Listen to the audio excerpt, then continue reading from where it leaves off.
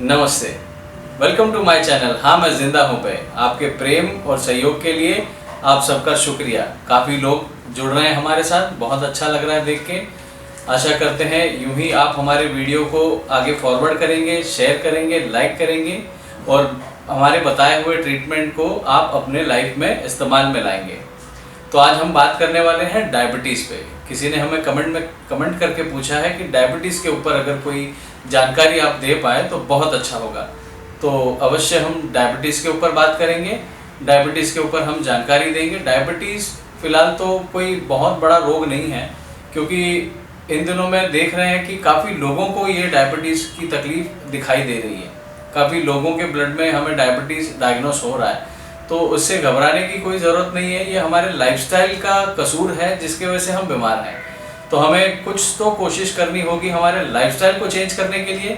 और कुछ पॉइंट्स हैं जो हम गाइड करेंगे। जिनका वज़न बढ़ गया है, वो अगर चल फिर नहीं पा रहे हैं या तो चलने में दिक्कत हो रही है अपने वज़न को लेके, तो वो घर बैठ के पॉइंट्स तो कर सकते हैं। एक्यूप्रेशर बेसिकली करता क्या है, पहले ये समझने की ज़्यादा आवश्यकता है। एक्यूप्रेशर क्या करता है? एक्यूप्रेशर हमारे बॉडी में जो हम चल फिरते हैं, बाहर हम काम वगैरह करते हैं, तो हमारे बॉडी के सारे पॉइंट्स ऑटोमेटिक प्रेस होते हैं। तो उससे होता क्या है कि हमारी जो मेरिडियन लाइंस हैं, जो एनर्जी सप्लाई करती हैं बॉडी में हर ऑर्गन को, उन मेरिडियन लाइंस में जो ब्लॉकेजेस होती हैं वो खुल जाती हैं। हमारे बॉडी का ऑक्सीजन लेवल मेंटेन रहता है। तो इससे होता क्या है कि जब हम बॉडी को प्रेशर देते हैं तो वो सेम मेरिडियन लाइन पे प्रेशर पड़ता है। उस प्रेशर से वो मेरिडियन लाइंस क्लीन होती हैं।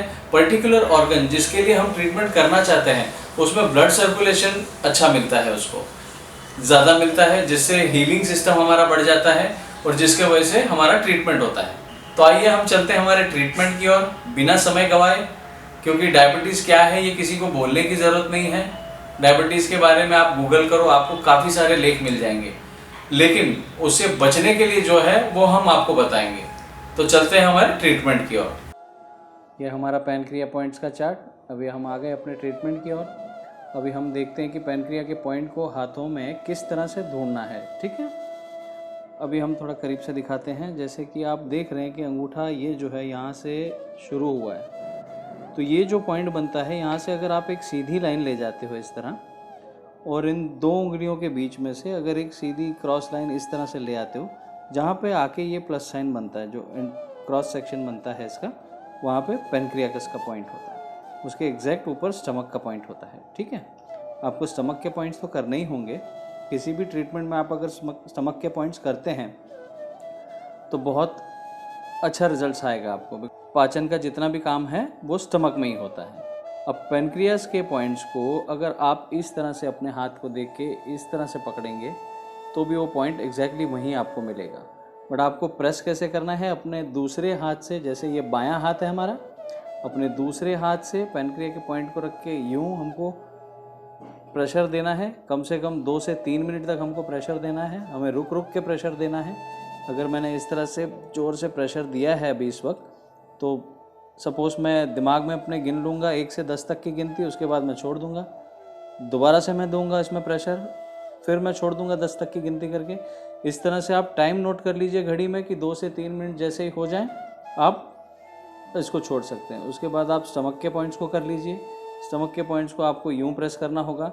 इस प्लस में जो बनता है, ये जो सेंटर पॉइंट है, इतना जो एरिया आपका सेंटर, अगर आप अपनी कलाई का ये हिस्सा देखोगे, इसका जो सेंटर बनता है ऐसे 2 लाइंस में अगर आप देखो तो इतने में स्टमक का पॉइंट आपको मिल जाएगा। Pancreas points, stomach points, thymus के पॉइंट्स, यूरिनरी ब्लैडर के पॉइंट्स और पिट्यूटरी ग्लैंड के पॉइंट्स। ये जो भौरी बनी होती है इसी में होता है ऊपर, इसके जस्ट ऊपर होता है पिट्यूटरी ग्लैंड। ये जितने भी ग्लैंड्स हमने अभी यहाँ पर ड्रॉ किए हैं, ये सब एंडोक्राइन सिस्टम का भाग है, जिसमें हमारा एड्रेनल ग्लैंड भी होता है, जो कि किडनी के बिल्कुल ऊपर बना होता है ये, ठीक है। लास्ट वीडियो में आपने देखा है कि किडनी के पॉइंट्स कैसे लोकेट करने हैं।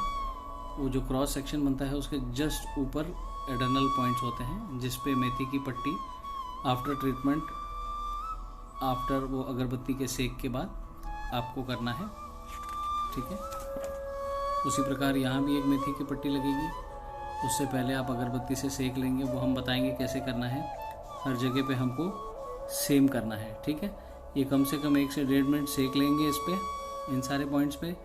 उसके बाद इसको सबसे पहले तो पॉइंट्स करेंगे, एक्यूप्रेशर जो बताया हमने, प्रेशर, उसके बाद अगरबत्ती से सेकना, उसके बाद हम थर्ड करेंगे एप्लीकेशन ऑफ सीड थेरेपी, जो एक टेप पे सीड्स रख के हम उसको इन पॉइंट्स पे अप्लाई कर देंगे रात में सोते वक्त, ठीक है, क्योंकि सुबह तक उसको आराम से टाइम मिले 5 से 6 घंटे का, ताकि ट्रीटमेंट हमारा अच्छा चले।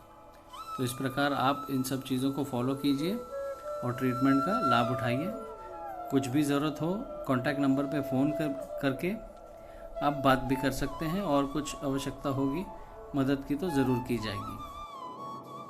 इस तरह से आप पिट्यूटरी ग्लैंड को भी ट्रीटमेंट दीजिए।